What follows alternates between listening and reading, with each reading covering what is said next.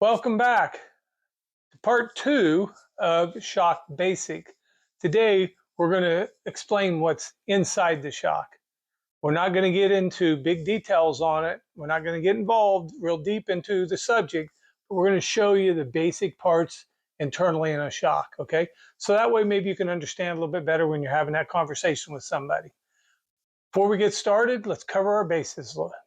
You can help by subscribing, liking, help us grow our channel, share it, tell your friends. However you get it out there, help us to grow. Hit that like button or that share button that's over here in the corner, and that'll help YouTube grow our channel. All right. Now, let's look at what's inside of a shock. Okay. Basics, shock basics. So let's take a look. Let's take a quick look at parts in a shock. We'll start with this shock eye, which is on the outside of the shock. Jam nut, shaft, seal head, and then the piston assembly. Okay, on this particular assembly down here, this has got a lot of stuff going on. This is not typical, but it does show a lot of everything that's going on. Okay, inside the shock, at the end of, starting from the end of the shaft, you have stop washer, a couple of brake shims, a cover shim, a ring shim, and centering shim, which this is a standard BSB, a bottom cover, and a brake. This would be a one bleed tiny.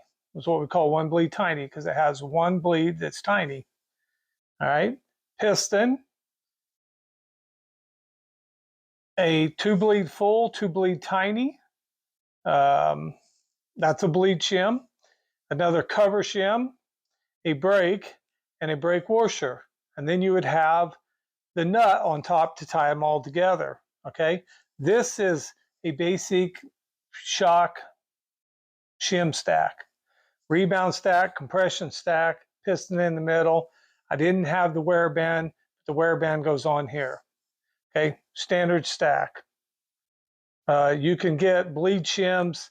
You can get one bleed tiny, two bleed tiny, four bleed tiny, a two bleed full, four bleed full, and a one bleed full, and a combination of two bleed tiny or tinies and fulls cut together.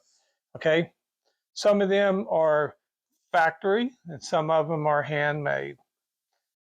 This is the divider piston that separates the gas volume from the oil. So we'd have oil over here and gas above it, and it would ride in the piston like this.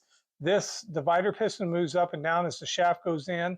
So the fluid that's being displaced by the shaft makes the divider piston move up and down. Sometimes this will be called a separator piston because it's separating the oil and the gas. There was a time when a shock didn't have this divider piston in it, and they called it an emulsion shock, also known as a milkshake shock. I don't think anybody does them anymore. It was not a real good piece, in my opinion. So all gas shocks have a divider. The one piece that's missing would be a base valve. That's a specialty shock. Most shocks is what you see right here. Okay, I said it was going to be pretty basic, and shocks can be pretty basic. They can also be very complicated. It's very simple to stack. It's very simple to stack shims on top of a piston. That's simple. But when you start having issues and you have to fix these problems, that's when it becomes difficult. The shock world is a difficult place. It's a difficult world to live in. There is no help in this world. So your shock guy needs to be somebody that can learn by his mistakes. But again, I said this was the basic of shocks. We're not getting into complex configurations or forms. So as we continue to do the basics of shocks, the next thing we're going to do is piston designs. So I'll show you a bunch of different piston designs. So stay tuned for part 3. subscribe and like, because if you don't, you won't know. Hit that notification bell or you'll miss it. All right. Thank you guys. God bless you and we love you.